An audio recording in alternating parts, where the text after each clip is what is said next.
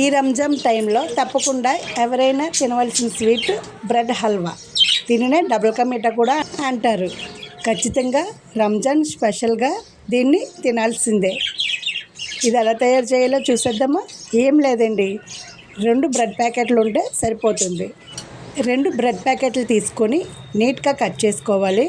దీనిని సైడ్స్ అయితే అసలు తీసుకోని అవసరం లేదు.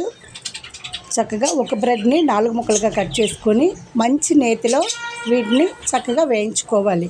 వీటిని వేయించుకునే ముందు జీడిపప్పు కిస్మిస్ వేయించుకొని పక్కన ఉంచుకొని అప్పుడు ఈ బ్రెడ్ ముక్కలు వేసుకొని రోస్ట్గా వేయించుకోవాలి. ఇవి 2 పక్కల క్రిస్పీగా వేగిన తర్వాత వీటిని తీసి పక్కన ఉంచుకోవాలి. ఇప్పుడు పక్క స్టవ్ మీద 1 లీటర్ పాలు పెట్టుకొని చక్కగా మరిగించుకోవాలి. చిక్కని పాలు చక్కగా మరిగించుకొని వేయించుకున్న ఈ బ్రెడ్ స్లైసెస్ని ఈ పాలల్లో వేసేసుకొని 2-3 డ్రాప్స్ లెమన్ కూడా వేసుకోవాలి. ఇవి ములిగేటట్టు బాగా కలుపుకోవాలి. ఇవన్నీ బాగా కలుపుకొని స్టవ్ని మీడియం ఫ్లేమ్లో పెట్టుకొని ఇవన్నీ బాగా కుక్ చేసుకోవాలి. బ్రెడ్ని చాలామంది ఆయిల్లో కూడా వేపుతారు, కానీ నేతిలో వేయించుకుంటేనే ఈ డబుల్ కా మీఠా మంచి రుచిగా ఉంటుంది. కిలో పంచదార తీసుకొని కొద్దిగా వాటర్ వేసుకొని పంచదార కరిగేంత వరకు దగ్గరగా అయ్యేలా స్టవ్ మీద పెట్టి కలుపుకోవాలి.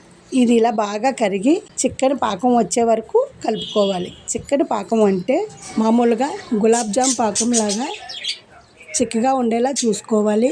2 వేలు పట్టుకుంటే కొంచెం స్టిక్కీగా వండుకోవాలి. ఇలా పంచదార పాకం రెడీ అయిన తర్వాత వేయించుకొని మిల్క్లో వేసి కలుపుతూ ఉన్న ఈ బ్రెడ్ స్వీట్లో ఈ పంచదార పాకం వేసుకొని బాగా కలిపేసుకోవాలి. ఇది కలుపుకున్న తర్వాత కూడా ఒక 10 నిమిషాలు స్టవ్ మీడియం ఫ్లేమ్లో పెట్టుకొని బాగా ఉడికించుకోవాలి. అలా ఉడికితేనే ఈ బ్రెడ్ హల్వా టేస్టీగా సూపర్గా ఉంటుంది. ఈ బ్రెడ్ని ముందుగానే నేతిలో రోస్ట్గా వేయించుకున్నాం కాబట్టి దీనికి ఎలాంటి కలర్ కూడా వాడనవసరం లేదు. మనం ఇలా కలుపుతున్నప్పుడు పాలు ఆల్రెడీ విరిగిపోతాయి. అలా విరగలేనప్పుడు కొద్దిగా నిమ్మకాయ చుక్కలు వేస్తే పాలు విరిగి కోవాలాగా డబుల్ కా మీఠా సూపర్గా ఉంటుంది. ఈ స్టేజ్కి వచ్చిన తర్వాత ముందుగా వేయించుకున్న ఈ డ్రై ఫ్రూట్స్ అన్నీ కూడా వేసేసి మరి కాస్త నెయ్యి వేసి ఒక 2 మినిట్స్ కలుపుకుంటే చక్కని బ్రెడ్ హల్వా రెడీ. ఈ డబుల్ కా మీఠాని ఏదైనా అకేషన్స్కి లేదంటే ఏదైనా ఫంక్షన్స్కి చేసి పెట్టారంటే సూపర్గా ఉంటుంది. తక్కువ ఖర్చుతోనే మంచి స్వీట్ రెడీ అవుతుంది. ఈ స్వీట్ అయితే మీ అందరికీ నచ్చింది అనుకుంటున్నాను. తప్పకుండా ట్రై చేస్తారు కదా. ఈ బ్రెడ్తో చేసిన ఈ స్వీట్ చాలా ఈజీగా రెడీ అయిపోతుంది. ఈ స్వీట్ని ఇలా ఇంట్లోనే రెడీ చేసుకుంటే బయట కొనే స్వీట్ కన్నా కూడా హై క్వాలిటీతో చాలా టేస్టీగా ఉంటుంది.